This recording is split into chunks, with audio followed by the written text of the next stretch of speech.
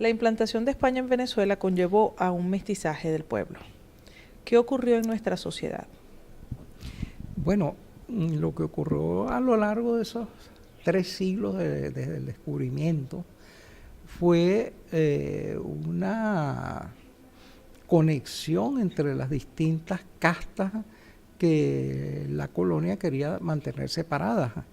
La de los blancos, bien peninsulares o bien criollos, la de los indígenas, la de los africanos.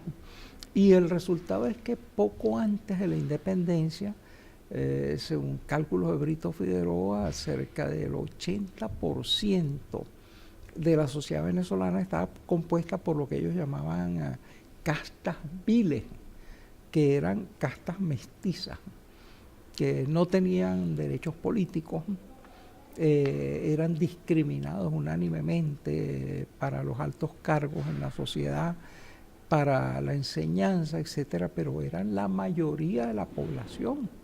Y entonces esta composición étnica y cultural no prevista dentro de los estatutos de la colonia fue la que decidió el destino. Primero estas llamadas castas viles se alinearon con la corona, porque los oligarcas eran criollos, eran sus enemigos, pero después se pasaron a la causa de la independencia y decidieron la independencia no solo en Venezuela, sino en los otros países libertados por los ejércitos venezolanos y por Simón Bolívar. Fundamentalmente eran ejércitos compuestos de pardos, de indígenas, de esclavos a quienes se le dio la independencia. Y entonces determinaron el fin del orden colonial. Aunque hay que señalar que después de esto se instauraron las llamadas repúblicas oligárquicas, que intentaron mantener el orden estratificado de la colonia con unas instituciones republicanas reservadas nada más para las castas altas de los propietarios. Entonces esto dio lugar a consecutivos conflictos y evoluciones posteriores para el pleno triunfo de la democracia en Venezuela y en otros países latinoamericanos. Nos habla del orden y del mestizaje también en el orden y en la estructura de la sociedad. ¿Cómo se enfrenta esa forma horizontal de organización que tenía nuestra sociedad indígena originaria con esa forma de relación colonial que evidentemente tiene una forma diferente de enlazar entre sus estructuras? Bueno, nuestras sociedades originarias eran no tenían jerarquía, no tenían estratificación social. Los 4 grandes grupos fundamentales no estaban caracterizados por la estratificación social. Entre los caribes, por ejemplo, no había jefe. Era elegido un jefe para una expedición o para una guerra, pero no había, y era un liderazgo que comportaba deberes, no privilegios.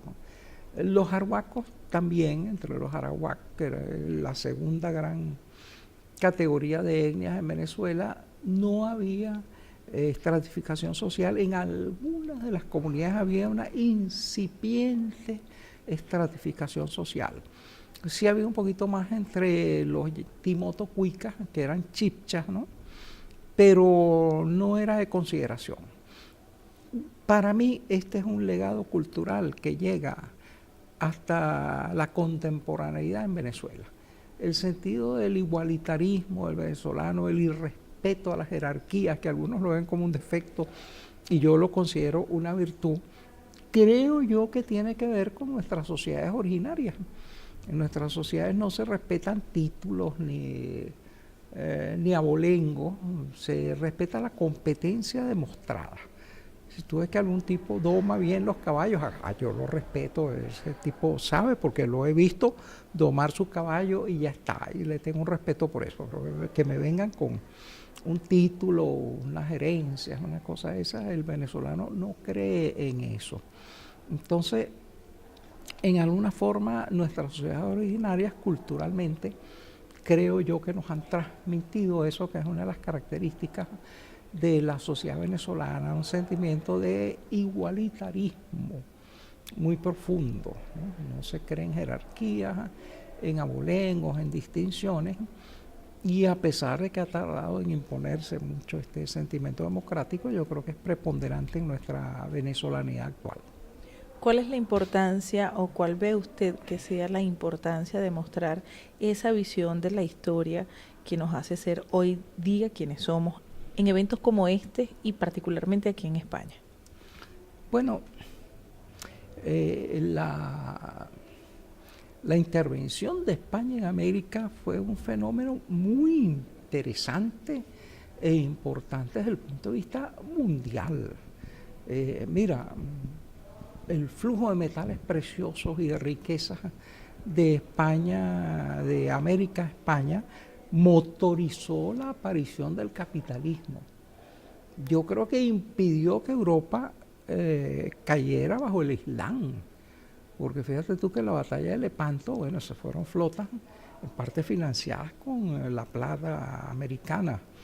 Y además dio lugar a una hegemonía de más de 200 años de España en Europa y a una hegemonía europea sobre el mundo que implantó el colonialismo y la arremetida contra otras sociedades en África y en Asia. Sociedades que ante esa arremetida se modernizaron y hoy están, diría yo, tomando el comando de la situación mundial. China es hoy la primera potencia económica del mundo. Desde hace poco, el sureste asiático, Japón es la tercera economía del mundo. Entonces, todas estas sociedades que tenían órdenes tradicionales muy estables y civilizaciones muy refinadas, ante la arremetida de Occidente que destruyó sus órdenes tradicionales, se modernizaron y están en un proceso, bueno, que posiblemente dejará a Occidente bastante postergado, bastante atrás. Entonces, el descubrimiento de América trajo, vamos a llamarlo descubrimiento, pues, pero trajo consecuencias sobre el mundo que todavía siguen actuando en él y quizás ha sido uno de los eventos más decisivos en la historia de la humanidad.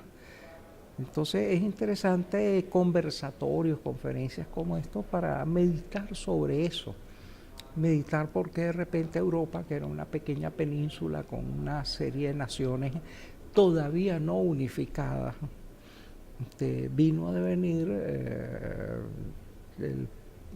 la parte hegemónica del mundo, y cómo esa hegemonía se constituyó durante más de medio milenio y cómo posiblemente está actualmente cediendo ante la hegemonía de otras porciones del mundo que ella misma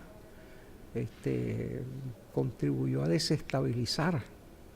Entonces, bueno, todo ejercicio de reflexión es bueno, porque pensar sobre lo que fuimos nos ayuda a entender lo que somos y ojalá lo que seremos.